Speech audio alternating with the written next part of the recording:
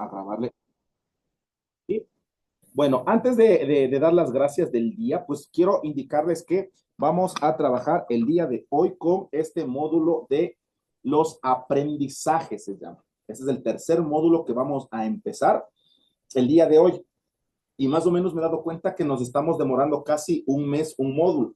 Eso quiere decir que vamos a trabajar los días sábados que se nos viene, este día sábado 10, el 17, el 24 y el 31, en relación a este eje temático que es la evaluación de los aprendizajes. Un tema bastante interesante, bastante fuerte, bastante que me gustó mucho, me está gustando mucho porque obviamente estoy utilizando mis conocimientos como para poder hacer el material, poderles hacer las recomendaciones del caso en cuanto a material y pues que ustedes sigan preparándose, nos seguimos preparando. La idea pues obviamente de este taller es que usted tenga esa curiosidad y vaya a seguir profundizando estos contenidos, ¿sí? Cuénteme, ¿desde qué parte del Ecuador me está contactando a los amigos de TikTok y a mis amigos de Zoom? ¿Qué hace mientras está recibiendo sus clases? ¿Está preparando su desayuno o está desayunando? ¿Qué es lo que está haciendo? ¿O sigue acostadito en la cama? ¿Está viendo en la tele? ¿Qué es lo que está haciendo? ¿Sí? Bienvenidas, bienvenidos a todos. Vamos a hablar el día de hoy de evaluación de los aprendizajes, ¿sí? Es uno de los temas, el tema que cierra ya esta parte de pedagogía. Les voy a mostrar, ¿no? Luego tendremos un módulo, Dios mediante, de inclusión educativa. También vamos a hablar de legislación educativa. Por eso es que es muy interesante, les digo, todos los días sábados vamos a estar así conectados, aprendiendo un poco más de estos temas que son de nuestro quehacer diario, ¿sí? Y vamos a empezar ahora sí, ya estamos grabando nuestra clase y el tema del día de hoy, pues, es evaluación de aprendizaje, ¿sí? Evaluación de aprendizajes. Y empezamos dando gracias a todas las personas que se siguen conectando a través de nuestro Zoom, a todas las personas que se siguen conectando a través de TikTok. Vamos a dar gracias por un nuevo día, a Dios Todopoderoso, que nos regala la oportunidad de poder estar presentes un día más en las actividades que nos gusta. Si todavía estamos aquí, es porque Dios todavía tiene alguna misión para nosotros y está en nuestras manos ser esos instrumentos para bendecir tal vez a otras personas, ¿sí? Tal vez usted no se da cuenta, también Dios nos está utilizando a nosotros para poder bendecir sus conocimientos y pues que todo nos salga de la mejor manera en su evaluación de desempeño profesional docente. Les invito a quienes se siguen sumando por TikTok, nos estamos reuniendo todos los días sábados en horario de 8 de la mañana a 10. El día de hoy les hice madrugar 7:30 porque tengo una actividad a partir de las 9 de la mañana y me toca así salir volando. Entonces, bienvenidos los días sábados. Nos vamos a reunir todos los días sábados a las 8 de la mañana y si me toca madrugar, pues les molestaré 7:30. Esta clase queda grabada y pues usted puede revisarla. También les invito a los streams, a los en vivos que estoy haciendo los días martes y los días jueves. A veces me demoro un poquito, es entre 8, 8:30, y si me conecto 8:30, pues me quedo hasta las 9:30. Estamos resolviendo preguntitas de los diferentes módulos que ya hemos terminado. Esta semana trabajamos con algunas preguntas de planificación curricular. Entonces nos puede seguir. Me preguntaban, profe, ¿cómo le sigo? Escríbale ahí, Mentor Clever Quispe. Así, Mentor Clever Quispe. Clever Quispe es mi nombre. Bienvenidos, bienvenidas. Y también no se olvide, a quienes todavía no se han sumado, les invito a este Classroom. Es totalmente gratuito. Le acabé de ver ahorita, estamos 177 docentes ya en este Classroom. Es totalmente gratuito. Ahí está el material, ahí están los videos, ahí están los videos de las clases, están documentos, estos PowerPoints que los voy preparando precisamente semana a semana porque voy encontrando información muy interesante y los voy compartiendo con ustedes para que usted también tenga el material. ¿Cómo puedo ingresar al vivo? Al en vivo. Escríbame ese número telefónico y después le envío un enlace para que pueda conectarse por Zoom. Y en el en vivo también estamos justamente aquí por TikTok, ¿sí? No se olvide también de copiar, hágale una captura a ese código de clase y puede ingresar gratuitamente a un Classroom donde está material. Bienvenidos a quienes se siguen, a quienes nos siguen. También por TikTok desde Colombia, no, estamos en Ecuador, estimado, sí, Mentor Clever Quispe, gracias Jorge Rodríguez, así me buscan, SH, con la H le faltó nomás. Bien, bienvenidos, qué gusto el poderles saludar. Y vamos a la materia, porque el día de hoy tenemos mucho que aprender y solo tenemos una horita y media. Voy a hablar acerca de la evaluación de los aprendizajes. Es uno de los temas que que plantea las guías de evaluación que se han visualizado o que hemos tenido en anteriores oportunidades, ¿sí? Entonces, básicamente, ¿qué es lo que vamos a trabajar estos días, este día y los siguientes días sábados? Pues precisamente es eso, evaluación de los aprendizajes. Quiero indicarles por qué vamos a trabajar evaluación de los aprendizajes y en qué parte empieza a unirse ya todos los contenidos que hemos trabajado anteriormente. Este es el temario de pedagogía. Les hago el acercamiento a los compañeros de Zoom, de TikTok. El temario de pedagogía indica que yo tengo que desarrollar ejes temáticos de pedagogía pura y de inclusión educativa. Dentro de pedagogía tengo en los temarios de teorías pedagógicas y teorías sobre el aprendizaje humano. Aquí también entra lo que se denomina enfoques pedagógicos, ¿sí? Básicamente la diferencia es que la teoría pedagógica nos va indicando cómo aprende el estudiante, el enfoque pedagógico, cómo enseña el docente, ¿sí? También tenemos el módulo de diseño y planificación curricular, ¿sí? El de diseño y planificación curricular que lo hicimos desde el aterrizaje del macrocurrículo, del currículo 2025, el de competencias, lo aterrizamos hacia la gestión de aula y lo último que trabajamos fue metodologías. Nos faltó recursos, pero obviamente los recursos son los que tiene la institución y la evaluación, que para el caso de este temario lo ejecuta como un módulo separado, ¿sí? Es por eso que lo hemos trabajado así, tal cual lo está desarrollando la propuesta del ministerio y es lo que vamos a trabajar. Me dice, debes dar algo de educación especial, que no tenemos currículo y nuestras planificaciones son distintas. Acá hay un módulo, el siguiente mes les decía, que es de inclusión educativa. Entonces, básicamente, ahí vamos a hablar de toda la propuesta que tiene que ver con con todo el tema de ese y las necesidades institucionales, ¿sí? Classroom como ingreso, por favor, te voy a poner un ratito, acá está, hágale la captura de pantalla, ese es el código del Classroom y con ese código se pueden vincular, bienvenidos, bienvenidas a todos, ¿sí? Perfecto, hagan la captura y vamos a materia. Quiero empezar con esta lámina que es súper interesante. Me pareció muy interesante, un poco graciosa, pero es la realidad que nos ocurre. Cualquier parecido con la realidad es pura coincidencia. Y ahí tengo a una persona que tiene un cubo de Rubik pequeño, corto, me dice la clase. Tengo un cubo Rubik de 9 por 9, la tarea, y tengo un mega cubo Rubik en el cual me dice el examen. ¿Sí?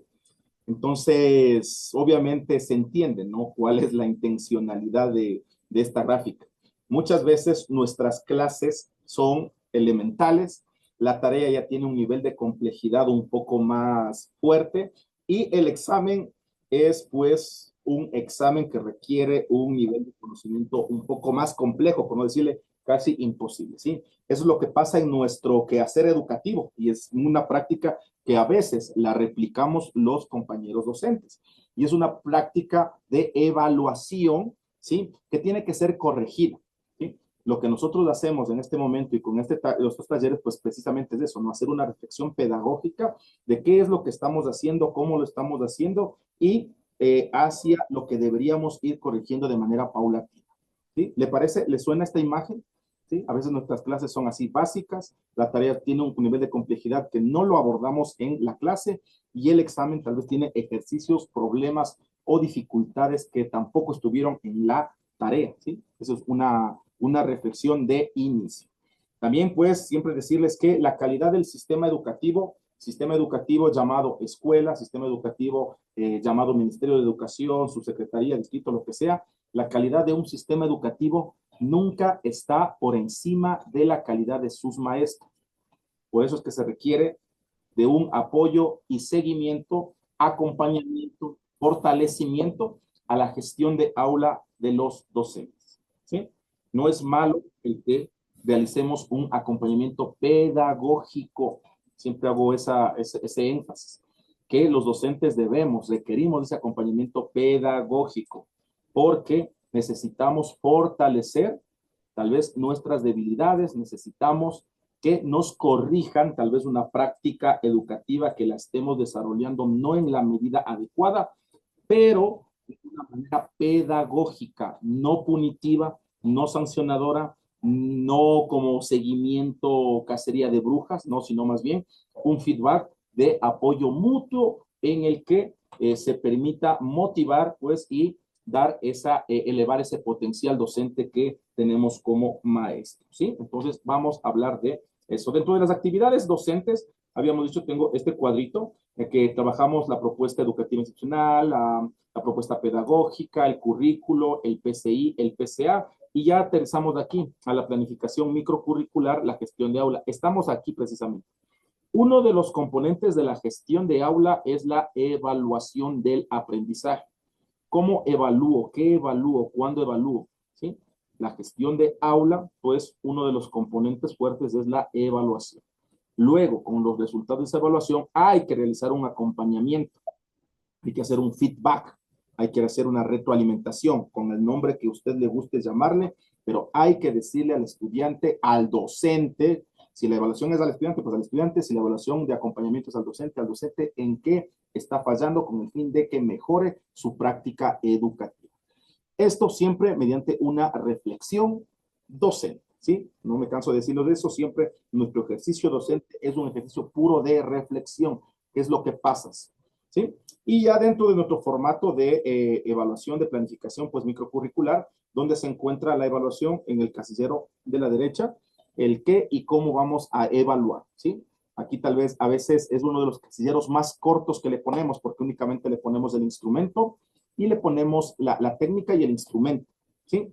Y no nos damos cuenta de que este tema de la evaluación, así como lo manifiesta el Ministerio de Educación, que nos da un eje temático solito de la evaluación, es pues la importancia que tiene dentro de este ejercicio de gestión de aula, la evaluación de los aprendizajes. Porque acuérdense, lo que nos interesa es básicamente que nuestros estudiantes aprendan. ¿Y cómo aprenden nuestros estudiantes o cómo medimos que precisamente nuestros estudiantes aprendieron? Pues mediante la aplicación de técnicas que son recogidas en instrumentos. Eso es lo que vamos a hablar el día de hoy. Voy a partir desde ciertas prácticas educativas o ciertas limitaciones que tenemos en relación a los procesos de evaluación. ¿Sí? Estas tres láminas que vienen a continuación, si siempre voy a hacer la mención, son propiedad intelectual, básicamente. Sí, las he adaptado un poquito del compañero Fausto Guerra, a quien le agradezco muchísimo el material que me comparte, las guías que suele darme en el acompañamiento. Es un profesional muy, muy, muy destacado, pedagogo actual, pedagogo que está. Yo le invito, búsquele, Fausto Guerra, no es publicidad, busque. Es más, porque él ni siquiera creo que tiene muy activas sus redes sociales. Búsquele Fausto Guerra a través de Facebook, búsquele Fausto Guerra a través de YouTube, me parece, porque ahí hay algunos videos muy cortitos con una solvencia muy interesante de todo lo que es el proceso educativo. Y de él me tomé estas láminas, ¿sí? Para poderlas compartir con ustedes. Y nos dice, ¿cuáles son las limitaciones actuales del sistema educativo? ¿Sí? Vamos a ver en cuanto al ejercicio de la evaluación. Y quiero que usted vaya haciendo ese ejercicio de reflexión y que vaya diciendo, efectivamente, esto me pasa o esto pasa en mi establecimiento educativo o esto sí lo he hecho, sí, tal vez, verdades, o sea, sí. Precisamente recuerde que lo que nos estamos preparando es precisamente para poder mejorar nuestra práctica pedagógica. Limitaciones del sistema como sociedad, veamos qué es lo que pasa, ¿sí? O el sistema educativo, veamos, limitaciones del sistema educativo, ¿sí? El promedio es la herramienta estadística para calcular una nota.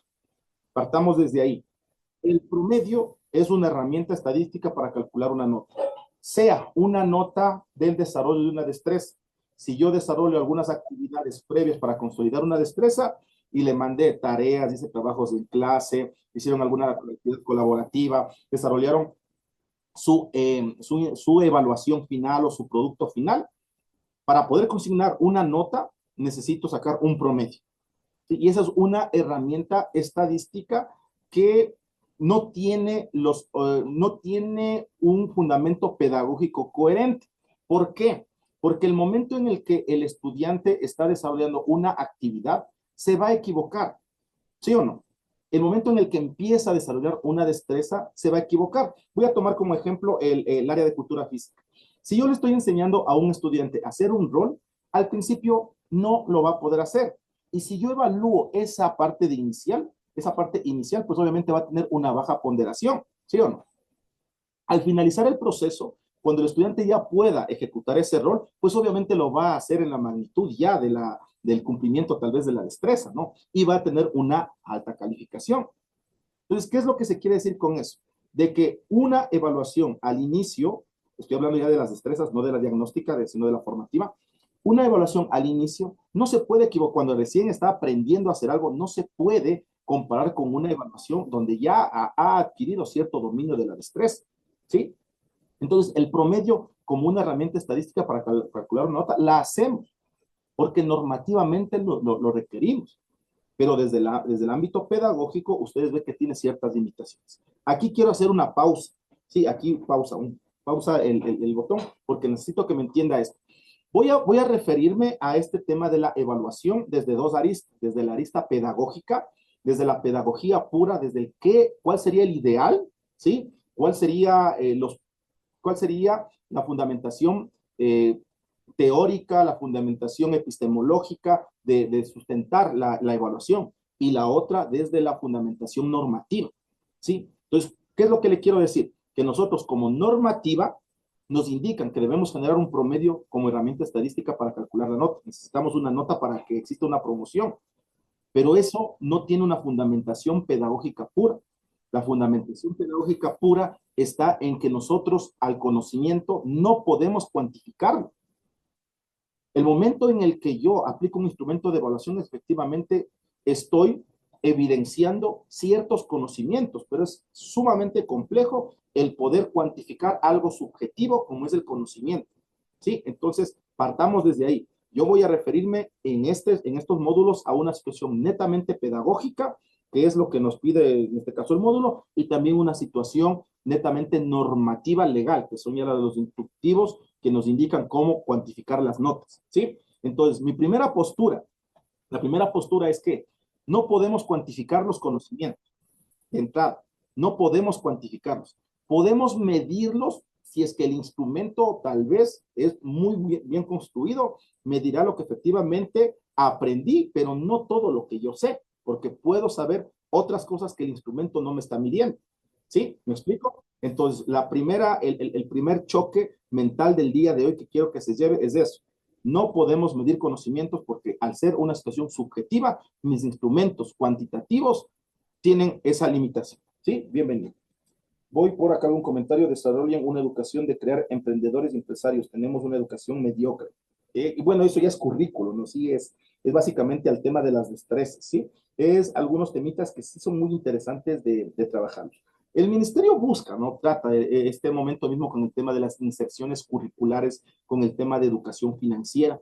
Sí, pero efectivamente nuestro currículo debería ser enfocado hacia eso, hacia más temas de emprendimiento, y a un currículo enriquecido a nuestro contexto real, ¿sí? Bueno, entonces la primera limitación, el promedio es la herramienta estadística para calcular una nota. Muchos lo hemos hecho. Si no, coménteme si lo hace o no lo hace en el chat.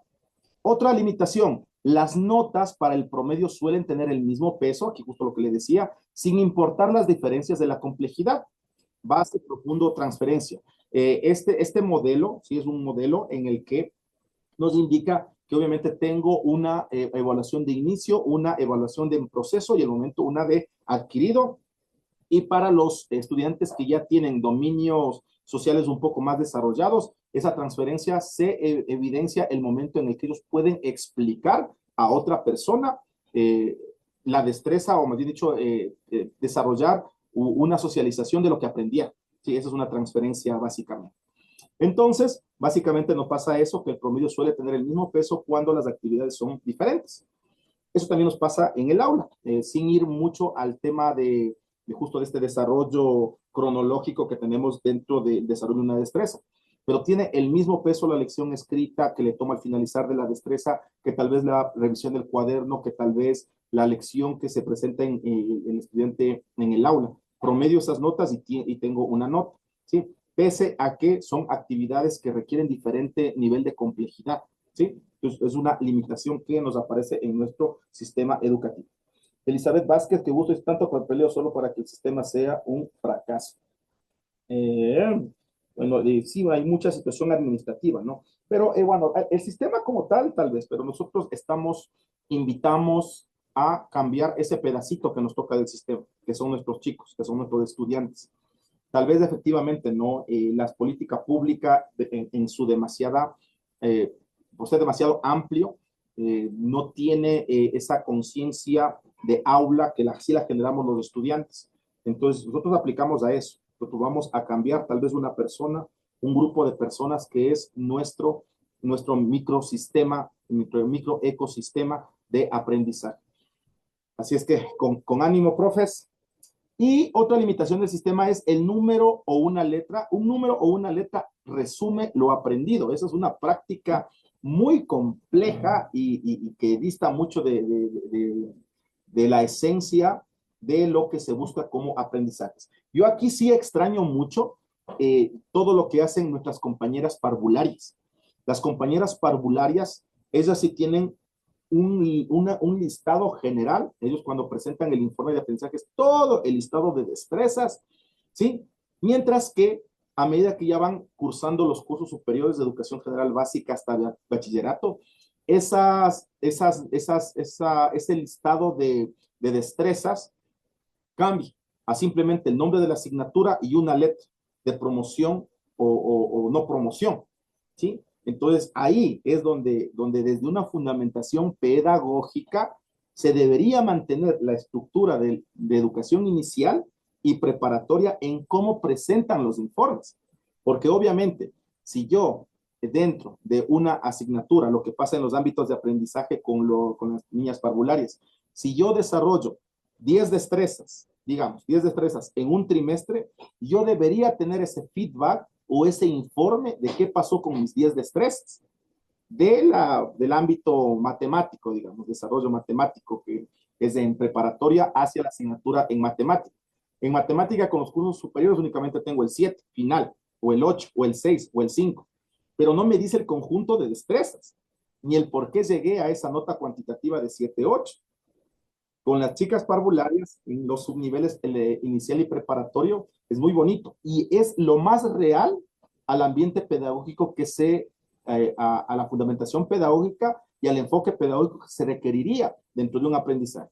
Sigo hablando del ámbito de aprendizaje, digamos, matemático. Yo estoy en el reconocimiento de números, en el nivel elemental, en el nivel inicial preparatorio, perdón. Ahí la escala es iniciado, adquirido o en proceso. Son esos tres indicadores, no más. Esos mismos indicadores deberían trasladarse hacia el ejercicio de las destrezas con los chicos superiores en el bachillerato. Estoy trabajando, qué sé yo, con el contenido de desarrollar destrezas para el manejo de logaritmos en matemáticas. Es exactamente lo mismo. No debería ser un cuantificable puro, sino que debería manejarse con esos tres criterios, porque el aprendizaje maneja esos tres criterios en todo ámbito de aprendizaje. Un aprendizaje en inicio o iniciado, en proceso, que estoy en un proceso de adquirir una destreza o una competencia, y un adquirido cuando ya la adquirí. Piensen lo que sea, piensen lo que sea. Usted va a aprender a tocar guitarra. Inicio, cuando recién empieza sus primeros rasgueos. En proceso ya le sale una que otra acorde, una que otro rasgueado, y consolidado o adquirido en el momento en que ya entona una canción o es solvente. Aprende a manejar, es exactamente lo mismo. Aprende la destreza comunicacional, ¿sí? O el uso de ciertos, vaya, palabras, ciertas letras en el tema de la ortografía, es lo mismo, está iniciado en proceso o adquirido, ¿sí? Entonces, lo que les trato de indicar es que precisamente una de las limitaciones del sistema es que esa letra o ese número resume lo aprendido cuando el informe o la clarificación de lo que el estudiante en realidad ha adquirido va en ese sentido, o está en iniciado, habemos personas que pasaremos de por vida en un nivel iniciado en alguna destreza, está en proceso o en adquirido, ¿sí? Entonces, básicamente es el criterio, ¿sí? Bienvenidos, bienvenidos a quienes se siguen sumando, a quienes nos siguen comentando. También hay limitaciones de los docentes, pues obviamente, nosotros que hacemos ese ejercicio docente también tenemos ciertas limitaciones desde nuestras concepciones que las hemos venido desarrollando y las tenemos de manera tradicional. Denme un segundito, quiero verme cómo estoy por acá. Están viendo mi techo, por ejemplo. Oh, gracias para que no vean mi techo. Gracias, voy por acá. Listo. ¿Cuáles son las limitaciones del docente? Pues bueno, entre las limitaciones del docente tenemos algo, ¿no? Asigno una tarea, mis estudiantes me las entregan y se pone una nota. Es el proceso. Pienso también que es por gestión de tiempo, ¿sí? No siempre responsabilizo al docente de muchos temas, pero la parte temporal con la que tenemos el contacto con nuestros chicos también es muy limitante. Hay asignaturas que tienen, me parece, como si hay la asignatura de emprendimiento y gestión, pero tienen 2 horas a la semana. Entonces, ¿qué destreza desarrollo en emprendimiento en 2 horas? Muy complejo. Otras asignaturas sí, pues, como el ámbito de la matemática, el ámbito de la lengua y literatura, tienen más carga horaria, ¿sí? Y necesitamos de esto, precisamente, realizar una retroalimentación. El momento en el que se asigna una tarea, ¿sí? También se debe hacer esto, la retroalimentación. Y es lo más importante del ejercicio de la evaluación formativa. El poder indicarle al estudiante cuáles son las sugerencias de mejora, ¿sí? Si no, nos quedamos únicamente en el recibir el trabajo, le puse la nota. ¿Cuántos hacemos eso? Recibo el trabajo, le pongo la nota y le entrego al estudiante. Es un ejercicio que sí requiere bastante tiempo, porque obviamente el momento en el que yo voy a hacer, sea una retroalimentación personal, o sea que yo le indique al estudiante en el propio documento, cuando le pongo la nota, se debe mejorar esto, se debe mejorar estos aspectos, el limitante es el tiempo, ¿sí? Entonces, también hay esa limitante, ¿no? Pero lo ideal sería eso, de que se incluyan las sugerencias de mejora en ese proceso de retroalimentación, feedback, ¿sí? O refuerzo. Otra limitación es que normalmente se mezcla la evaluación de los aprendizajes con la evaluación del comportamiento. Eso también nos suele pasar, que nosotros como que tenemos ya clarificados quiénes son los estudiantes que son destacados y quiénes son los estudiantes que por molestositos, ¿sí? No requerirían o no se merecerían una nota de 10. Entonces, ¿ha pasado eso a usted tal vez? ¿Sí?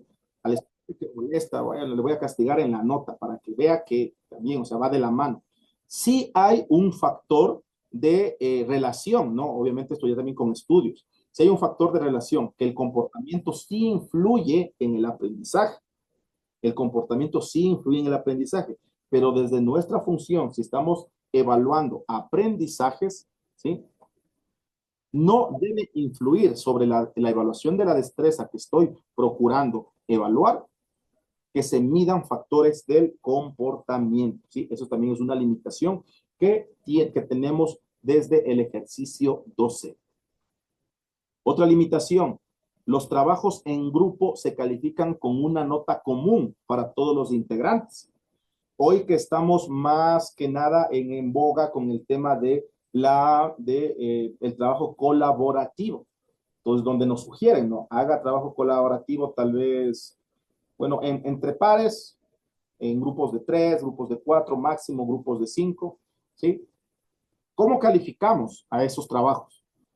El momento en el que tenemos ya la presentación de un producto, tal vez, cuando ya tenemos la presentación del producto, cuando nos presentan el informe del producto, ¿sí? La suma tal vez de esos elementos me genera una nota y esa nota es replicada para todos los estudiantes, ¿no es cierto? Entonces pasa eso, la nota es común para todos los integrantes. Muchas veces, pues obviamente es un ejercicio muy complejo, no digo que no, es un ejercicio muy complejo el que podamos clarificar cuál fue el nivel de participación dentro de cada uno de los estudiantes. ¿Y cómo haremos ahí? Pues, profe, porque eso sí ya está muy complejo. Pues ahí sí ya tenemos herramientas de evaluación, coevaluación, en el que el propio estudiante va indicando una nota de participación hacia su par, hacia su compañero. ¿Sí? Siempre hay dentro de este ejercicio los pros y los contras, no pueden decir también, no se puede argumentar, profe, pero al momento en el que les damos una ficha de coevaluación, todo se pone en 10 automáticamente. Pues obviamente no es un ejercicio de metacognición que se tiene que irlo puliendo, que se lo tiene que ir trabajando. ¿Sí? Eso también es aprendizaje. Hay que hacer que nuestros estudiantes sean muy autocríticos, Nuevamente, no con el fin de la nota, sino con el fin, ahí está el peligro de la nota, ¿no? Porque quieren una nota, más bien sino con el fin de que exista un real proceso de aprendizaje, un inicio en proceso o un adquirido. Otro punto de las limitaciones como docentes es que no hay coherencia muchas veces entre lo que se enseña y lo que se evalúa. ¿Sí? Entonces, esta es la parte textual de la imagen que les presentaba al inicio. Una cosa es lo que enseñamos en clase, otra cosa es la tarea que les enviamos y otra cosa es lo que se evalúa ya dentro de la evaluación sumativa de la destreza, ¿sí? Entonces, tenemos que tener esa coherencia. Yo siempre les suelo decir a los docentes que realizo el acompañamiento, hágale, o sea, hágale repetir, o sea, que el nivel de dificultad se mantenga. Si estoy trabajando en matemáticas con suma resta de 2 cifras, o de 3 cifras, o de 4 cifras, que la tarea sea de las 4 cifras, no le aumente, ¿sí? Y que la evaluación sea de las 4 cifras, no le aumente. Tampoco le disminuye, pero tampoco le aumente, ¿sí? Entonces, debe haber esa coherencia en cuanto a la destreza y al nivel de dificultad que se presenta entre lo que estamos trabajando en aula, entre lo que estamos desarrollando como tareas de refuerzo, entre lo que hacemos como actividades colaborativas, cooperativas y lo que vamos a evaluar al finalizar. No, muchas veces nuestros profesores eran así, ¿no? Se cargaban en el tema de la evaluación, unas evaluaciones de llorar, que a veces algún profesor nos decía, si eran era libro abierto, con calculadora, internet, o sea, porque eran evaluaciones muy, muy, muy complejas, ¿sí? Entonces debemos tener esa coherencia lineal de lo que hablamos, lo que enseñamos, lo que mandamos como tareas, lo que evaluamos. Loli nos dice, verdad, verdad, así es, ¿sí? Otra limitación docente es que no se considera que las dificultades de aprendizaje pueden ser causadas por el docente. Esta es muy interesante.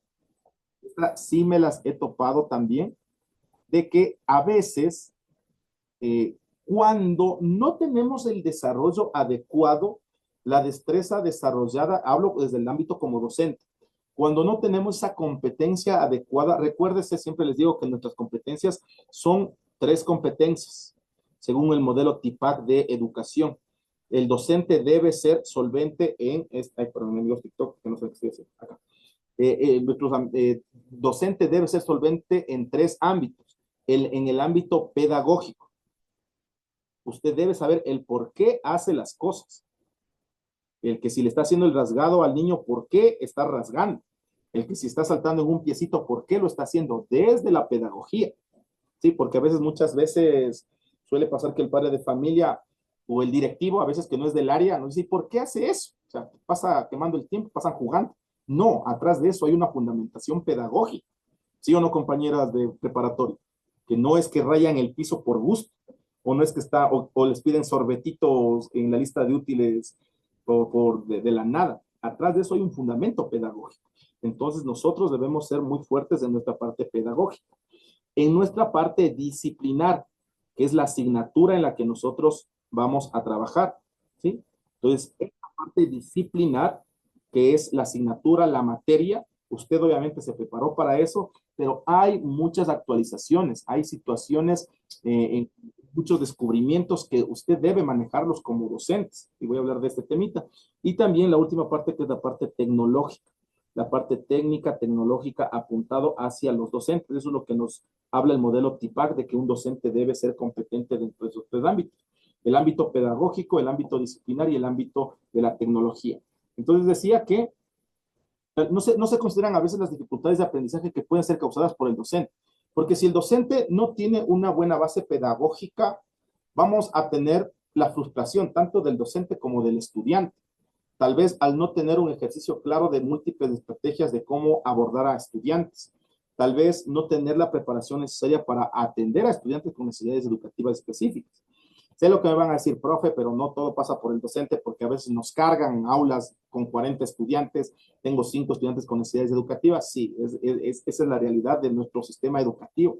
Es una realidad dolorosa, sí, pero desde nuestra posición, desde nuestra postura como profesionales, debemos tener clarificado eso, nuestra fortaleza pedagógica. En el tema disciplinar, no se diga.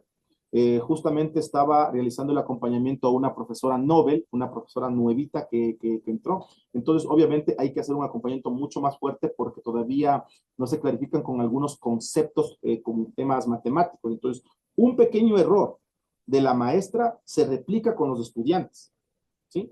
Entonces, básicamente era de las casillas posicionales en educación general básica con quinto. Entonces, hay que hacer esas correcciones a tiempo. Nosotros muchas veces no nos damos cuenta de nuestros propios errores. Por eso es que extraño a una compañerita, Silvia Calderón se llama, si es que por ahí ustedes le conocen. Ya. Ella siempre me solía decir, profe, éntrese a ver mis clases y dígame qué es lo que tengo que mejorar. Ya, ya. Y es una situación muy agradable porque obviamente se siente esa confianza en que se puede tener un criterio imparcial, no a la crítica, de sí ver qué es lo que podemos mejorar dentro de nuestra práctica pedagógica. Yo tengo videos grabados de docentes realizando ejercicios de práctica de aula. Ese es otro tema, ¿no? Es un tema que se llama acompañamiento a la gestión de aula, a la gestión de didáctica, ¿sí? Pero si ustedes me escriben, si ustedes se animan, hacemos un módulo solo de eso, analizar clases, ver qué es lo que podemos mejorar, hacer, tener un ojo muy observador de qué es, de cómo potencializar prácticas educativas buenas, ¿sí? Y pues obviamente corregir las prácticas educativas que se requieran, ¿sí? Bienvenidos, bienvenidas. Y otro de los limitantes es pues se mide lo que se acuerda. Aquí es una situación de la construcción, del constructo de los instrumentos de evaluación. Se mide lo que se acuerdan muchas veces o lo que pueden hacer, más no su desempeño. ¿En qué se diferencia en lo que pueden hacer del desempeño? ¿Sí? Que el desempeño básicamente tiene ya esa complejidad, ¿no? De tener una valoración inclusive ética, una valoración voluntaria, ¿sí? De el dominio de esa destreza. Pues muchas veces nuestros instrumentos de evaluación, así tengo que ser muy claro, muchas veces nuestros instrumentos de evaluación son hechos al apuro, ¿sí? Este también es un proceso muy fuerte cuando se quiere realizar en realidad un constructo de evaluación que mida lo que se quiere en realidad medir. Sí nos requiere tiempo, sí nos requiere mucho tiempo. Y a veces las personas que nos acompañan, que nos realizan el acompañamiento, no nos guían en ese sentido, ¿sí? Únicamente nos dice, ponga el indicador de evaluación o el criterio de evaluación, ponga las preguntas y se fue. Yo siempre suelo extrañar, como les digo, extraño que quienes nos guían, las autoridades educativas, tienen que hacernos más críticas pedagógicas, que eso es nuestro ámbito, antes que de forma, ¿sí? Siempre solía decir, a veces me revisan que tal vez me equivoqué en la fecha y no en la fundamentación pedagógica de cómo avanzar dentro de una planificación. Y lo mismo ocurre en el tema de las evaluaciones. Muchas veces cuando se presenta un instrumento de evaluación nos corrige, vea, está desalineado por aquí, póngale acá esta letrita, y no más bien si efectivamente se están empatando esas preguntas hacia los indicadores o los criterios de evaluación que quiero evaluar, ¿sí?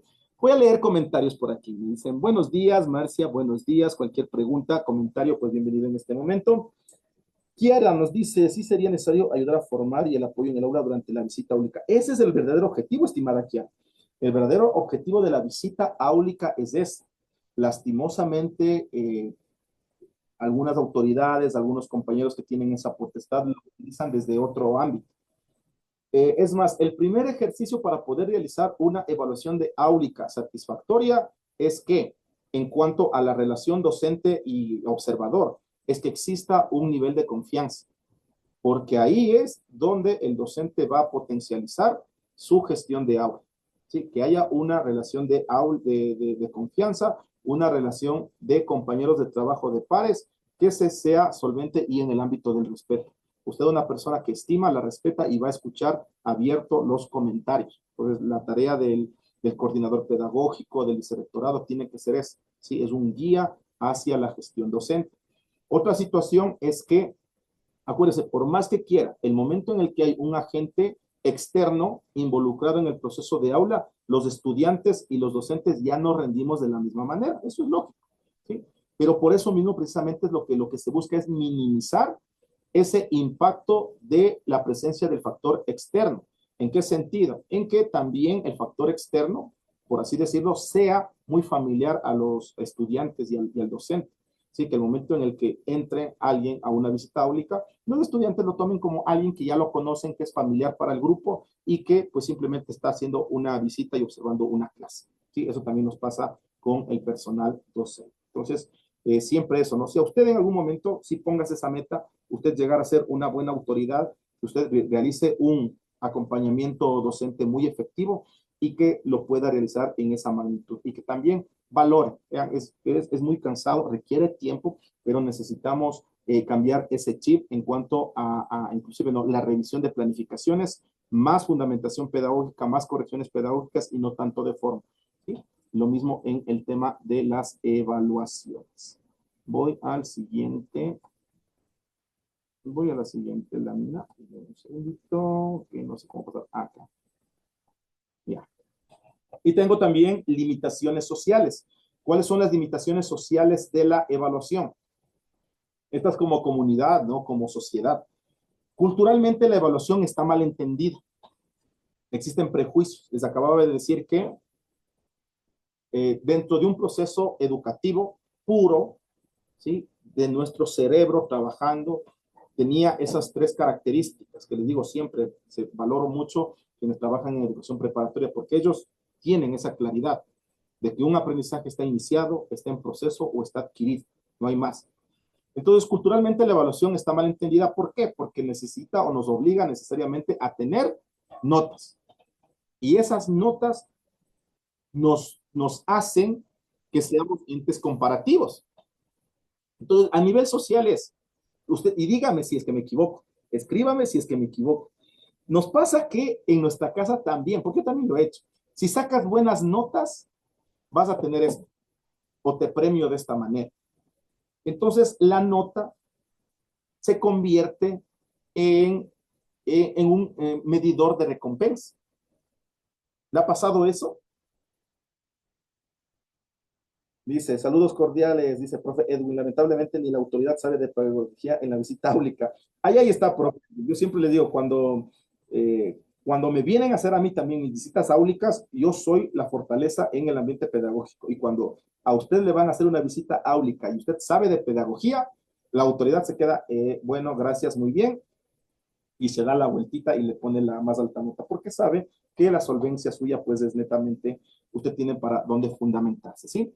Entonces, digamos, culturalmente la evaluación está mal entendida, les decía, porque hay estos prejuicios. Hay este prejuicio que si es que no tengo esta nota, no entré en el cuadro de honor. Y a partir de ahí se generan otras situaciones, ¿no? Precisamente como el tema de los abanderados, como el tema de los escoltas, el tema de las becas, sacas esta nota, tienes esta beca, ¿sí? Entonces, culturalmente, esto es complejo. ¿Por qué? Y aquí una reflexión que lo hacía Fausto Guerra, que les decía que es el autor de muchas de estas ideas, que esto culturalmente a nivel de aula, el estudiante empieza a pelear, a competir por una nota, por saber quién es mejor. Esto transmitido a nivel social se clarifica en qué? En que empieza una competencia por saber quién gana más, quién tiene más. ¿Sí? Pues mire, viene a ser las consecuencias de una situación educativa.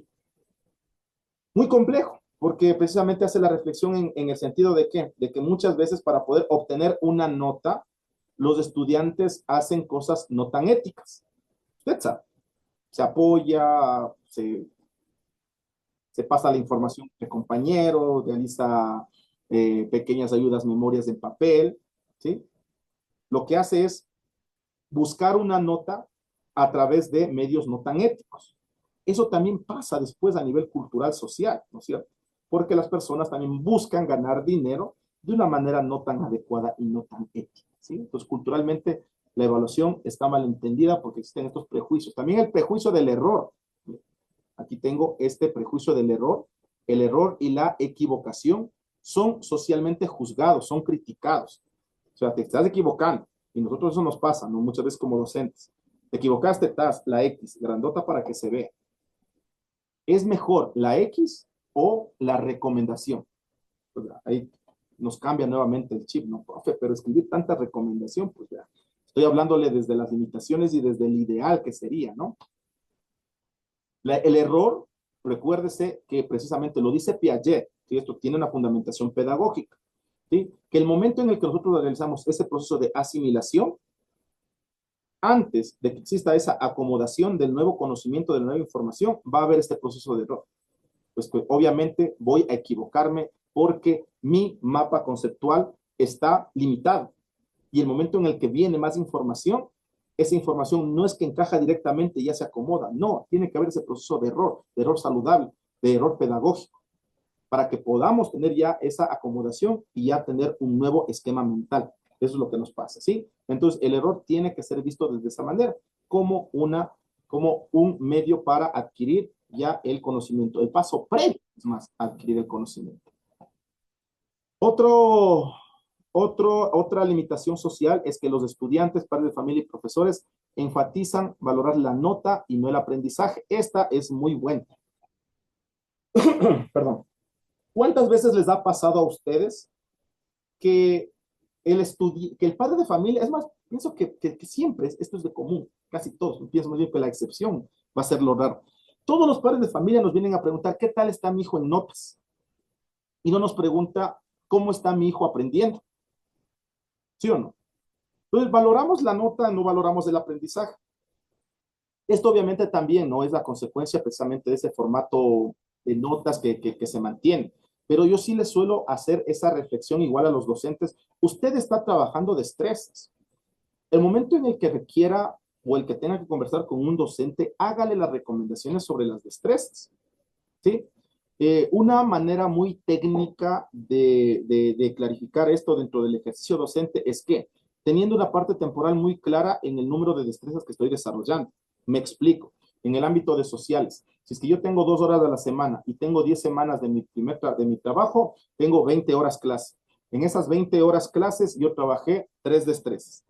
Mi informe, en el momento en el que yo hablo con el padre de familia, debe ser, vea, la nota es lo de mí. Tal vez en esta destreza, que es, qué sé yo, valores ciudadanos, es donde está fallando. ¿Y qué es lo que necesitamos hacer para que el estudiante pueda ejecutar un aprendizaje óptimo? Es, qué sé yo, actividades de lectura, actividades de visión de videos, lo que sea, ¿sí? Pero tenemos que enfocar, nuestro discurso pedagógico debe enfocarse hacia el aprendizaje, no hacia la nota, ¿sí? Ese es un error que cometemos muchos padres de familia el momento en el que vamos a preguntar por el avance de nuestro hijo. ¿Cómo está mi hijo en notas? ¿Sí? ¿Le suena o no le suena?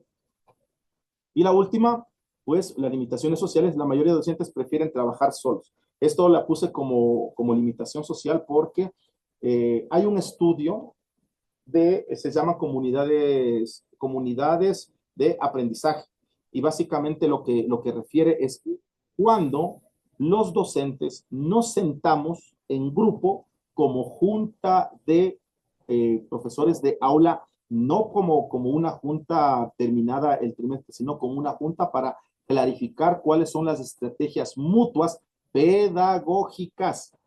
Sí, aquí me pasa eso muchas veces, que terminamos el trimestre y nos sentamos a ver ya el rendimiento, donde no hay cómo hacer nada. La Junta debería tener ese enfoque pedagógico, de listar cuáles son las novedades en las diferentes asignaturas, listar cuáles son las estrategias que nos resultan adecuadas en mi materia y que esas estrategias puedan replicarse en otras asignaturas. Nuestras juntas únicamente son más de ver quién pasa, quién no pasa, la nota que tienen el comportamental. ¿Sí? Entonces, se debe cambiar. O sea, yo sé que muchas de las cosas que les estoy comentando, dicen, profe, son ideales muy bonitos, pero a veces no se los puede aterrizar. Pero sí, en alguna manera tenemos que empezar ya a aterrizar esto. Yo sí lo he dicho en algunas reuniones que tenemos que quitarnos mucho esa parte administrativa que nos decía por acá una compañera y centrarnos en temas netamente pedagógicos que son nuestra fortaleza. ¿Sí? Voy a leer algunos comentarios que me dicen. Mancita Olguita dice, la verdad que algunos compañeros encargados de hacer las observaciones tampoco dominan las destrezas para hacer la observación y es por ello que no pueden hacer las debidas correcciones. Correcto, sí es una limitación, pero ahí está nuestra preparación también, hacer esas indicaciones de una manera muy respetuosa y ejecutar ese liderazgo, ¿no? Porque es fácil ejecutar un liderazgo para quien tiene la obligación de hacerme caso. Justamente conversaba el día de hoy con una compañera de ese al respecto de esto. Te digo, es fácil desde el DC, o sea, que te hagan caso los docentes porque es la obligación. Tenemos que trabajar en conjunto. Pero, ¿y cómo haces para que tu autoridad tome en cuenta tus observaciones? Se tiene que ejecutar ese liderazgo también hacia arriba, ese liderazgo fundamentado. Y ahí es lo que decía mi compañero también, de que necesitamos tener muy claro nuestra situación pedagógica para poder indicarles, esto es la manera tal vez correcta, la manera en la que se tiene que proceder ante determinado punto, ¿sí? Y en la visita pública les pasa exactamente lo mismo. Cuéntenme, ¿qué tal les ha parecido hasta ahora el tema? ¿Qué tal está el tema? Cuéntenme, qué gusto saludarles, ya les estoy viendo Muy más. interesante, Clevercito. Hola, Pati, qué gusto escucharte, ¿sí? Es, sí, un tema muy interesante, por eso les decía que en el ámbito ya de los ejes temáticos que nos dice que hablemos de pedagogía, es muy amplio, y por eso el maestro Fausto Guerra tiene una lámina en el que dice, nosotros como sociedad hemos ya trabajado mucho el tema curricular. En el tema curricular, vean, estamos en vía hacia el tema del desarrollo de las competencias. En el tema de desarrollo de las planificaciones también, ya hay un marco metodológico mucho más solvente, hablamos ya mucho de metodologías activas, pero ¿y qué pasa? La patita floja ahora de este sistema es la evaluación, ¿sí? Por eso les digo, nosotros tenemos que hacer una reflexión muy profunda en el momento en el que nos animamos únicamente en ese casillerito de evaluación, poner solo la técnica, ¿sí? Y el instrumento, ¿sí? Entonces, atrás de eso, de esas pocas palabras, tiene que haber una fundamentación muy fuerte. Me escriben, dice Blanquita, excelente, licenciada Janet Nieves, buen día colega, Narcisa, muy interesante, Janet, muy buena aclaración, ¿sí? Estamos trabajando por acá, por aquí me escriben, voy por acá a leerles un ratito. Me dice, cuando hay mucha carga, el DC solo dice que el rector diga. Sí, la sobrecarga, ese es otro factor, ¿verdad? Y hay un estudio muy interesante que también les voy a compartir porque es tema de evaluación. A propósito de esto, ¿verdad? A nosotros lo que nos interesa es que el estudiante aprenda, ¿sí o no? Eso es lo que nos interesa. Ahora, ¿cuáles son los factores que hacen que efectivamente exista un aprendizaje óptimo? Múltiples factores. Ahí sí, el docente, el aula, la escuela es uno de esos factores. Pero ¿qué peso también tiene la familia? ¿Qué peso también tiene el contexto? ¿Qué peso tiene los conocimientos previos? ¿Qué peso tiene, qué sé yo, el manejo de recursos? ¿Sí? Entonces, todos esos, hay un investigador muy interesante estadounidense que realiza este análisis. Él clarifica cerca de 300 elementos, 300 factores por los cuales un estudiante aprende y empieza a catalogar así, en orden desde la edad, desde la alimentación, todo lo que se le imagine, empieza a clarificarle en qué puede afectarle hacia el aprendizaje. Y obviamente ahí es donde entra el papel del docente. Nos indica cuáles son los dos factores que nosotros como docentes podemos mover para que nuestros estudiantes tengan un aprendizaje óptimo, aprendizaje profundo, lo llama este autor. ¿Sí? ¿Qué es lo que teníamos que hacer? Dos cosas que siempre les invito. Primero, trabajar en equipo, trabajar en coordinación, mantener estas escuelas interactivas relacionadas entre docentes para ver cuáles son las estrategias de mejora hacia nuestros estudiantes. Juntas pedagógicas, ¿sí? Reuniones pedagógicas. Y la otra, el feedback, la retroalimentación. ¿Sí? Mire, ya le resumí un libro de, estaba muy interesante y sí les voy a compartir porque también tiene que ver con este libro. Me decía por acá, no se evalúa el alcance de destrezas, todo menos eso. Cuando hay mucha carga laboral, el DS también es correcto. Excelente, gracias. Me encanta el tema. Esto es lo que vivimos los docentes. Así es, muy bonito, estimado, agradeciéndole mucho. Excelente explicación. El conocimiento debe ser el interés, las metodologías activas, las pausas, pero nos debemos aún. Ahorita que me habla, estimada Kiara, del tema de las metodologías, nos pasó eso, ¿no? También de que nos metemos mucho en el tema de las metodologías activas cuando como profesores también debemos aprender la otra parte, el cómo aprender, porque acuérdense, la metodología de enseñanza le corresponde al docente, pero el docente también tiene que estar muy claro cómo aprende el estudiante, que es básicamente este proceso de teorías de aprendizaje, ¿sí? el D se debe proponer o obligar, se califica a un estudiante con necesidades educativas. Ese es un tema muy interesante que lo voy a topar en el de inclusión educativa, porque básicamente yo les hablo desde la experiencia como docente, porque soy docente, y desde el ejercicio del acompañamiento, porque también realizo actividades de acompañamiento. Ahorita, solo como pausa y comentario del módulo de inclusión educativa, les comento efectivamente eso, cómo se evalúa a un estudiante que tiene necesidades educativas. Es verdad que tenemos todo el derecho a la educación, hay un marco normativo, pero ¿cómo clarifico cuando el propio distrito es el que les dice que tenemos que desarrollar habilidades para la vida? Entonces, la promoción, la calificación no debería ir enfocada en el desarrollo de las destrezas que tiene ese año lectivo, sino la de las habilidades para la vida que pudo desarrollar ese estudiante, ¿sí? Entonces cambian los parámetros ya inclusive de la libreta de calificaciones, ¿sí? Entonces es otra situación que me rompe todavía la cabeza, pero que la vamos a estar conversando en el módulo de inclusión educativa, porque es un módulo aparte. Buenos días, soy de Bogotá y tú tienes algún curso más intensivo para tener un concurso docente. Como curso así, no, pero te invito más bien, estimada Carol, a que te sumes a la plataforma Classroom. Ahí tenemos material, ¿sí? ¿Y cómo? Voy por acá, un segundito. Voy por acá con mensajes. Me dice, muy interesante, me escribe Abigail, las orientaciones me llaman la atención del DS, la pregunta escuchada. ¿Qué haces para que los docentes cumplan? La motivación. La motivación desde, bueno, aquí hay dos factores, ¿verdad? Uno, que nosotros como docentes deberíamos tener muy claro nuestro ejercicio profesional, ¿sí?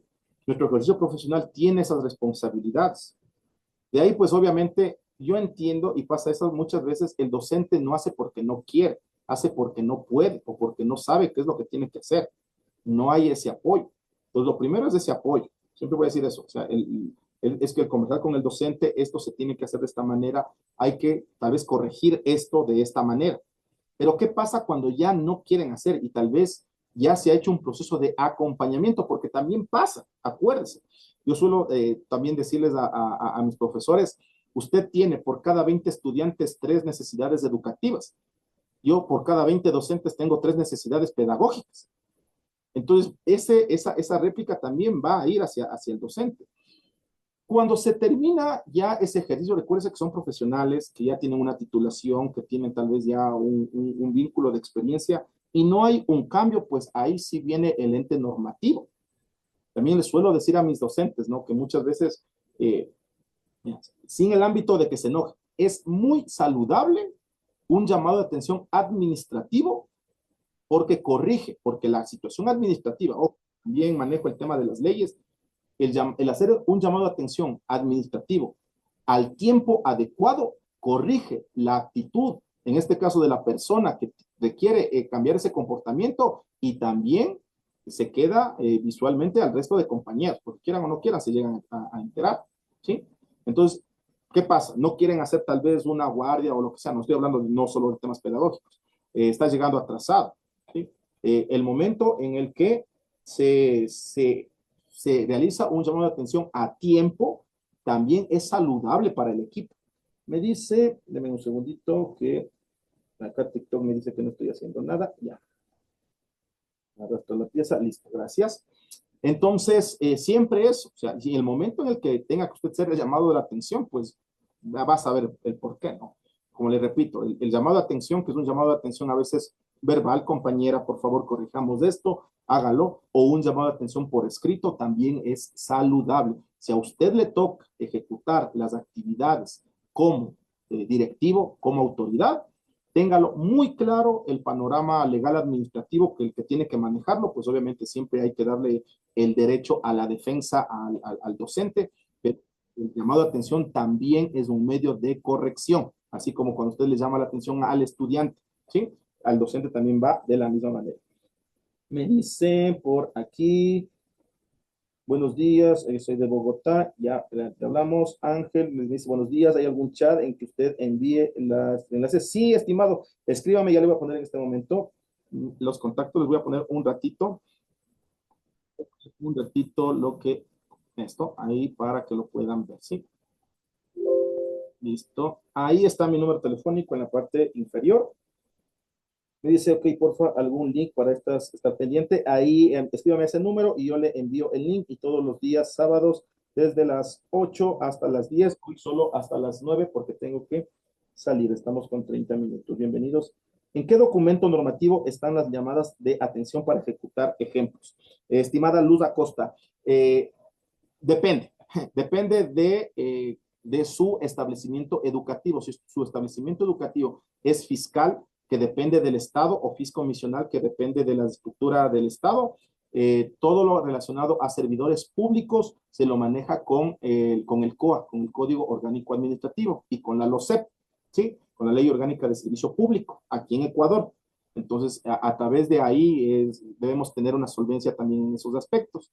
Si es una institución educativa particular o la relación de trabajo del docente es por servicios profesionales o por contrato, cambia. Ahí es código del trabajo puro, ¿sí? Entonces, hay esas dos formas en las que se puede llamar la atención. Sí, eso voy también a conversar en el módulo de legislación educativa, que también lo vamos a generar.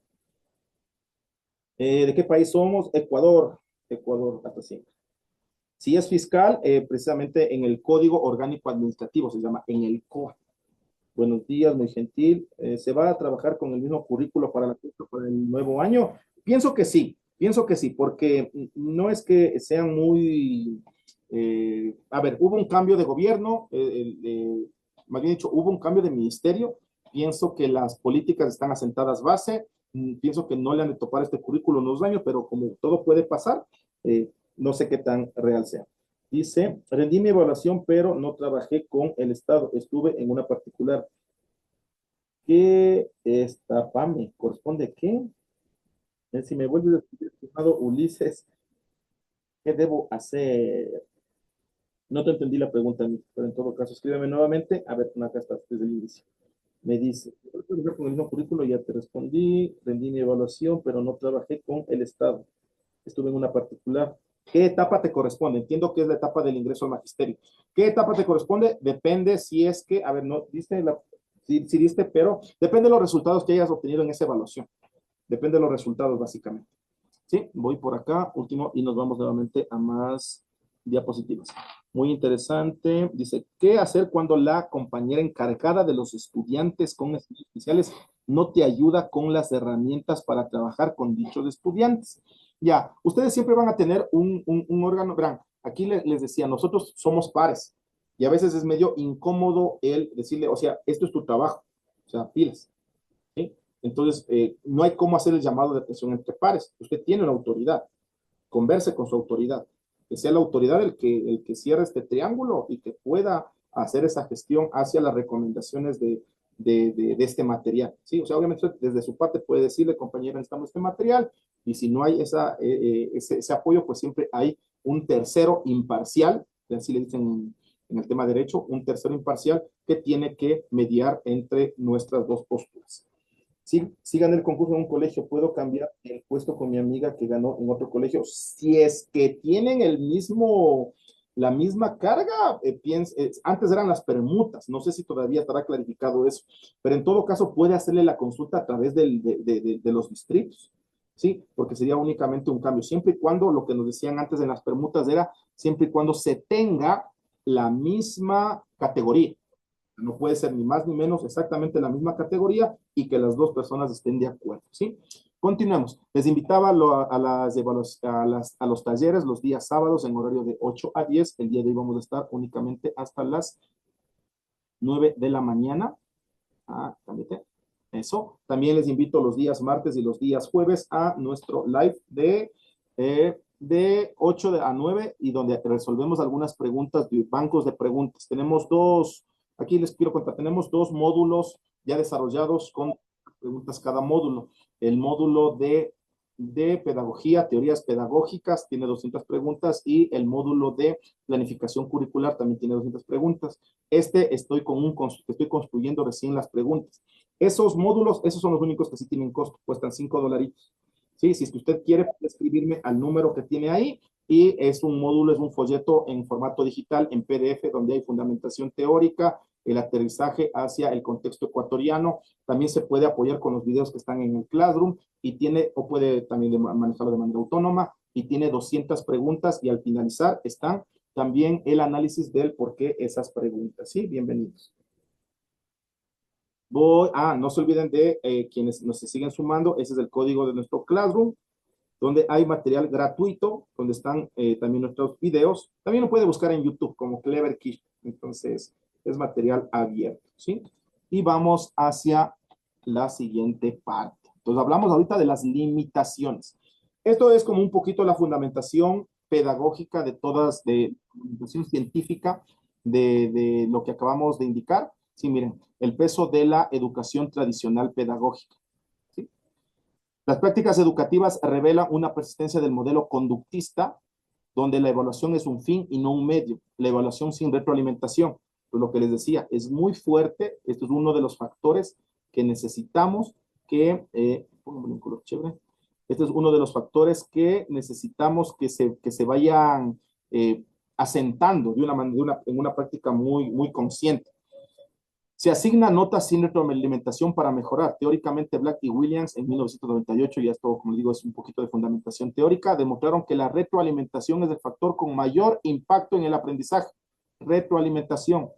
La retroalimentación, le repito, lo puede hacer usted de manera personal, indicándole, debemos mejorar en esto, en esto, en esto, o de manera escrita en el instrumento de evaluación, en la prueba, en el trabajo que usted le vaya a escribir, ¿sí? Líneas cortitas, tal vez unas 3 líneas, pero esa es la forma en la que se puede realizar ese acompañamiento. Quiero un poquito más gruesa esta línea. Perfecto. Sí, listo. Sin ella, la evaluación pierde su función formativa y se limita a una función de control social y administrativa. Esto es lo que nos han hecho a nosotros con esas también evaluaciones que nos realizan el ministerio. ¿Sí? Y nos estamos preparando precisamente para eso. Estamos preparándonos para las evaluaciones de desempeño profesional docente. La confusión de dominios. Mezclamos el aprendizaje con el comportamiento. Mezclar el desempeño académico con la conducta invalida la validez de la evaluación. Acuérdese que los instrumentos de evaluación, aunque todo el proceso de evaluación, debe tener ciertas características, ciertos elementos. Perdón, no, déjeme tomar agua. Mezclar el desempeño académico con la conducta invalida la validez del instrumento. Autores como Wiggins, 1998, sostienen que la evaluación debe ser auténtica y referida a criterios claros. Es más, normativamente, eso es una crítica que yo le hago al reglamento general, a la LOEI, que está en vigencia, que le considera como falta muy grave, escuché la falta muy grave, a que no se socialicen los criterios de evaluación a los padres de familia y estudiantes. Y las faltas muy graves pueden ser consideradas el inicio de un proceso de sumario administrativo. ¿Sí? Este es un hueco, un vacío que si es que es mal llevado, decía yo, una autoridad que tal vez tenga ese criterio de que quiero sacar a este profesor, ahí tiene un punto en decir no socializó los criterios de evaluación porque se considera una falta grave y empezar un sumario administrativo. ¿Sí? Entonces, esos son como que una pequeña falla, una gran falla al sistema que necesitamos tener muy claro, ¿sí? En que nosotros como docentes debemos socializar los criterios de evaluación. Castigar la nota como comportamiento contamina la medida de la competencia real del estudiante, ¿sí? No deberíamos mezclar comportamientos. Les digo, sí hay investigaciones que nos dicen que el comportamiento es un factor que influye en el aprendizaje, sí, pero no se deben mezclar estos dos factores. La falta de coherencia curricular, la desconexión entre lo que se enseña y lo que se evalúa viola el principio de alineación constructivo, Wiggins 2003. Si no hay coherencia, el estudiante no sabe qué se espera de él, generando ansiedad y desmotivación, ¿sí? Entonces debemos tener mucho cuidado con también evaluar y realizar esta línea, ¿no? De coherencia. Voy por acá, me dice, estimado Clever, por favor, ¿en qué documento está esta información? ¿Qué información, estimada Tania? Toda esta información es un fundamento pedagógico. Les voy a compartir, sí, un documento que encontré muy bueno, pero todo esto es fundamentación pedagógica de evaluación, ¿sí? Ya voy a aterrizar esto a la normativa, ¿sí? No piensen que me voy a olvidar de eso. Déjenme un ratito, Borrar esto, mejor salgo y vuelvo a entrar. Listo. Estoy por aquí, no quiero esto, voy por acá. Voy a la siguiente. Bueno, acá. Listo. La cultura del éxito, ¿sí? Sin retroalimentación, sí. La cultura del éxito y el error. La sociedad a menudo percibe la evaluación como un mecanismo de selección y no de desarrollo personal. Anota como fin último, padres, alumnos y profesores enfatizan la calificación según la teoría de las metas de logro Dickens 2006. Este enfoque fomenta una mentalidad fija donde el estudiante teme al error. Ya. Sí, no, todos tenemos el error. En contraste, una evaluación formativa requiere ver el error como una oportunidad diagnóstica esencial para el proceso de preevaluación. Cuando nos equivocamos como docentes, también tenemos ese miedo. Cuando nos entran a hacer esas visitas áulicas, el miedo a equivocarnos también está latente. Y desde la propia visita, ¿no? Que decía alguien, el momento en el que nos visitan, esa persona que nos visita también debe tener muy claro que el error es el medio para que nosotros podamos hacer mejores docentes. La corrección de ese error nos permite fortalecer nuestra práctica docente. Existe un juicio social al error. El hecho de que el error sea castigado socialmente impide que el aula sea un espacio seguro para el aprendizaje. La neurociencia educativa indica que un ambiente bajo amenaza, miedo al juicio, bloquea los procesos cognitivos. Los bloqueamos. Superiores necesarios para el aprendizaje profundo. Entonces debemos descartar eso, debemos motivar a que los estudiantes generen ese proceso de error dentro de un ámbito adecuado. ¿Sí? Esa es nuestra función. La rigidez métrica. El sistema educativo actual a menudo prioriza la eficiencia administrativa promedio sobre la eficiencia pedagógica.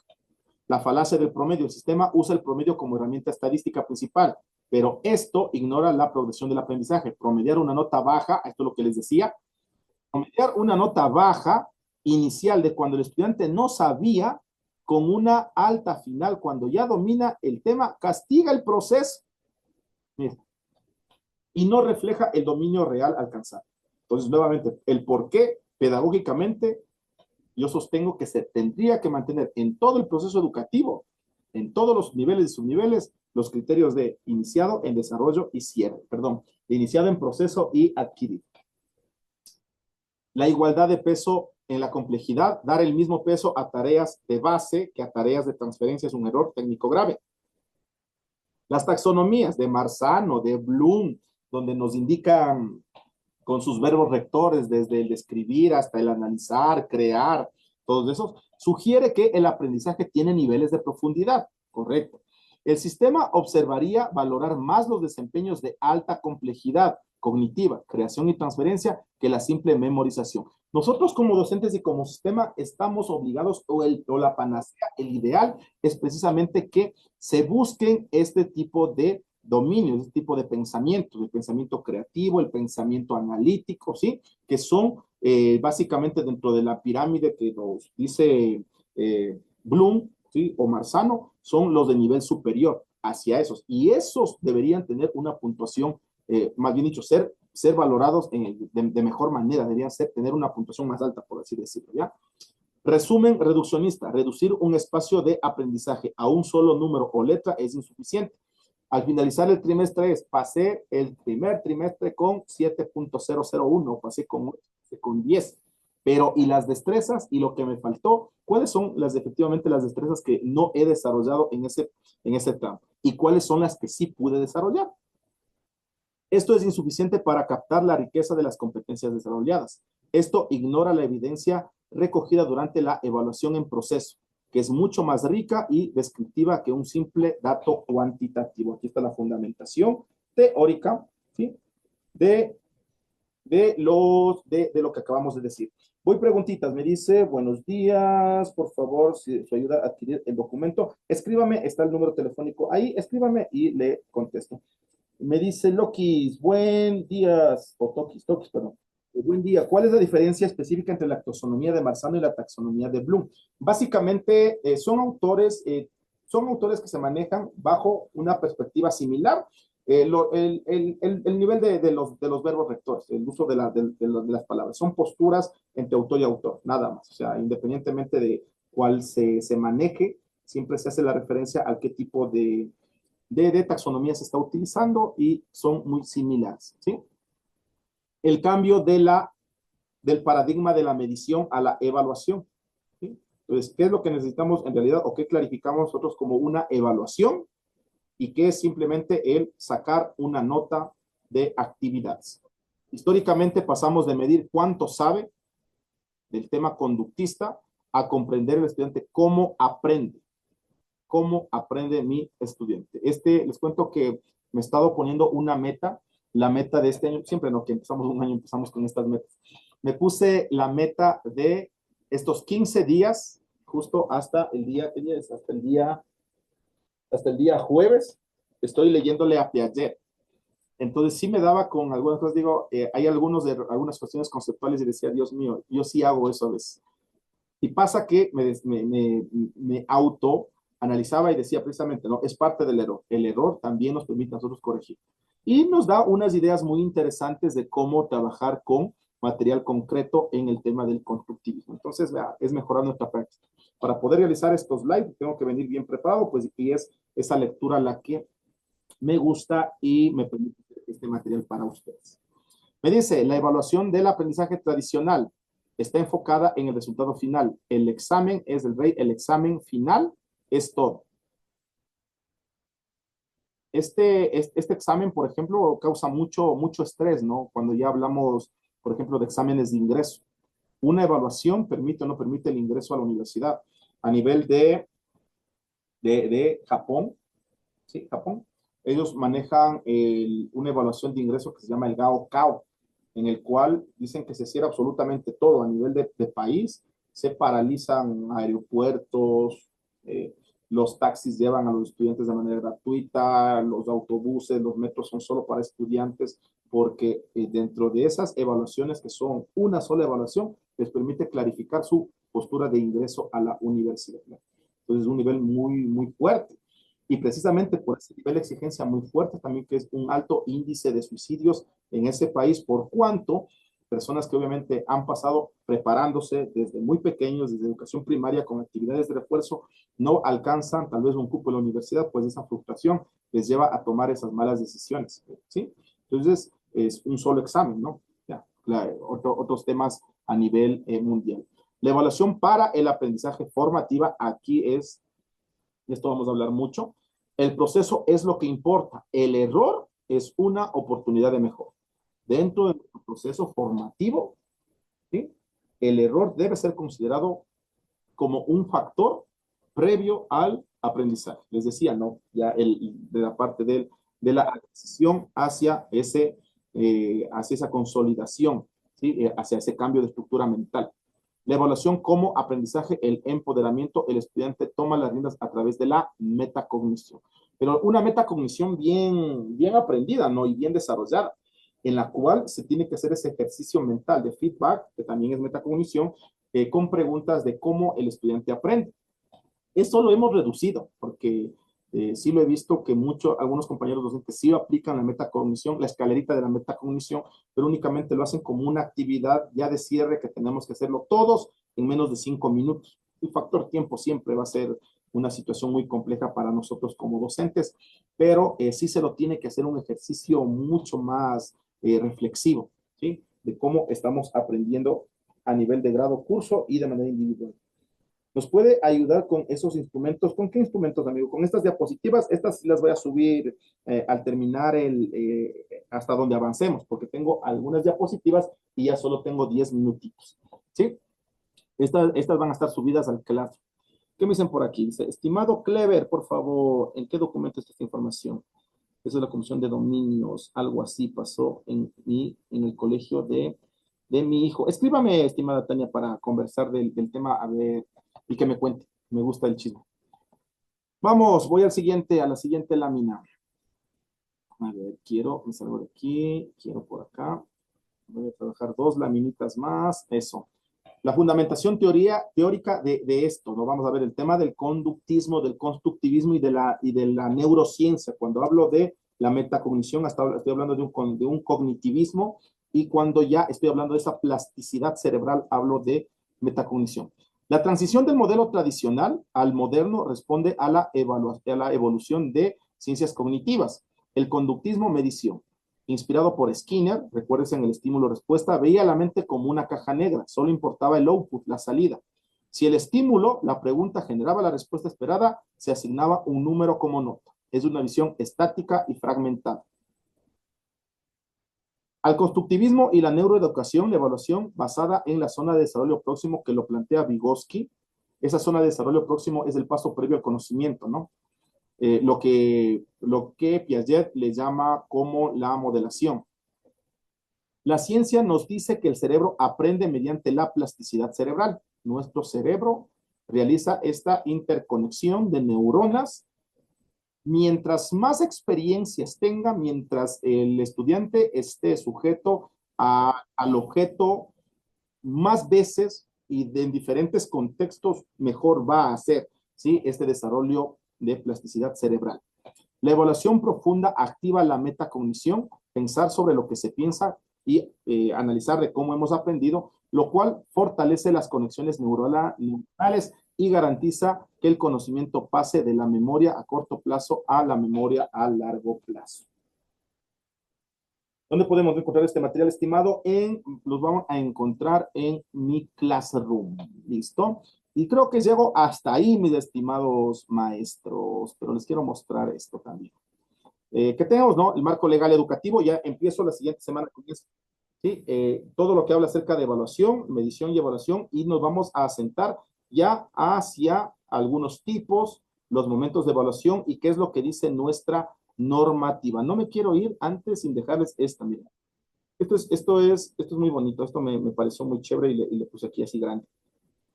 Cuando un estudiante recibe una nota baja sin explicación, cuando le entrego la nota con su 6, con su 5, el cerebro activa la amígdala, respuesta de miedo y bloqueo. Cuando recibe una sugerencia de mejora, ¿sí?, debes leer más este capítulo o pon más atención en este proceso. Se activa la corteza prefrontal, permitiendo el aprendizaje lógico. Esto ya es tomado de la neurociencia. Entonces, ahí está la riqueza del feedback. Buenos días, saludos, excelente capacitación. Gracias, mi estimado David. Y me voy diciéndoles primero que no se olviden los días sábados de 8 a 10, solo el día de hoy porque tengo que salir, me voy a una actividad familiar y tengo que salir volando.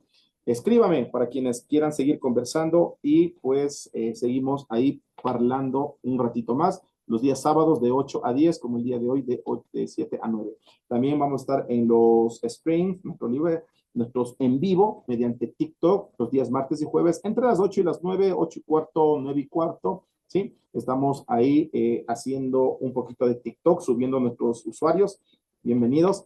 Y no se olvide, ahí está el Classroom para quienes quieran seguirnos en Classroom. Ahí está mi número telefónico. Les decía también que tenemos ya 2 módulos hechos. El módulo el módulo de teorías de aprendizaje con 200 preguntas y el módulo de planificación microcurricular con 200 preguntas. Si usted quiere seguir repasando de manera autónoma, pues escríbame, tiene el costo de $5, le envío y el material está ahí, ¿no? Hay material que ya está siendo socializado así paulatinamente, obviamente está como que medio disperso, pero si quiere tener un documento en una sola, pues le invito, tiene el costo de $5, me escriba y chévere. Me voy despidiendo. Lo último, esto era para estimada Arlet, que me decía dónde podemos encontrar el material. El material está ahí. Puedes facilitarnos el Classroom está ahí, compañera. Muy bien, Mayrita, interesante. Gracias por compartir tus conocimientos. A ustedes, gracias por escucharme. Hola, amiga, excelente, qué gusto. Nalda Rojas, Sandrita Alvarado, gracias. Nos da unos gritos. Revista Científica Universitaria, gracias. Qué gusto que nos sigan. Yo, ¿cómo pueden usar a la siguiente semana? Escríbame a ese número telefónico y le envío el enlace. Qué gusto, qué gusto. Y por acá, que también se me están despidiendo. Me dice David, buenos días, Clever, excelente capacitación. Cristian, gracias, profe. Marisa Molina, gracias, excelente. Mateo, ¿cómo se ingresa al live stream? Por TikTok, búscame como Mentor Clever Quispe. Mentor Clever Quispe. Muchas gracias, estimado Clever. Gracias, Martita Ortiz. Ojalá pueda hacer capacitaciones presenciales. Les cuento que la primera idea era esa, y me voy con esto. esta idea de poder desarrollar estos módulos gratuitos partió porque mis compañeros, así un grupo de 4 o 5 personas, decían, profe, capacítanos, tú sabes mucho de estos temas, acolítanos, danos los tips. Entonces empezamos así, con un grupo de 5 personas. Hoy en ese Classroom estamos ya cerca de 200 personas, en el grupo de chat estamos cerca de 350 personas, en TikTok me están siguiendo ya más de casi 4,000 personas. Entonces, súmense, súmense. La idea es precisamente poder hacer un grupo medio chévere, medio amplio, en el que podamos seguirnos capacitando. Angelita Abad, gracias por la importante capacitación. Anita Pavay, gracias. Karina Rojas, cuando sube el video de hoy? Dios mediante hasta el día mañana, porque el domingo siempre aprovecho de subir esto y hago mis planificaciones para mis chicos también. Gracias, cada vez vamos aprendiendo a reflexionar mucho más sobre la calidad de nuestra labor docente. Robinson, desde el Daule, gracias, estimado Robinson, qué gusto que nos estemos llegando hasta tan lejos. Jimena, gracias. Mateo, capacitación presencial en Guayaquil. Y eso iba, justo, que quiero hacer una capacitación presencial, pero obviamente a donde me puedo mover acá cerca es al Valle de los Chillos, a Quito, sí les voy a invitar a las personas que estén por aquí. Quiero hacer una jornada completa así de un día para que quienes de provincias cercanas puedan sumarse, veamos y que podemos generar un grupito de unas 15 personas, encantado, hacemos una actividad presencial y nos vamos a pasear también por aquí, por el sector, porque no todo es capacitación y pues obviamente también es generar esas redes de aprendizajes docentes siempre para poder tener ese vínculo de amistad, ¿sí? Gracias, Magíster, una excelente ayuda. Manuel, gracias, apreciado desde Daule. Excelente virtual, se rompe la barrera de las distancias. Sí, es verdad. Gracias, que Dios lo bendiga. Gracias, amén. Desde Quinindé, Olguita, muchas gracias, Karen. Narcisa, desde Santo Domingo. Silvita, gracias, estimado, desde Galápagos, hermoso. Blanquita, me apunto al presencial. Ya le armamos un presencial y hacemos un día sábado y podemos hacer presencial y transmitimos al resto virtual. Desde Loja, me conecto, profe, qué gusto. Y de aquí, desde Guayaquil y recién me conecto, pero qué chévere. ¿De dónde es? Yo me conecto desde Quito, Ecuador, desde la parroquia de Amaguaña. Un gusto a todos, bendiciones, gracias, nos vemos la siguiente semana. Escríbame, ahí tiene mi contacto. Un gusto saludarles. Me despido por aquí del Zoom. Chao, chicos, a todos. Gracias, Clevercito. Chao, chao, chao. Y me despido.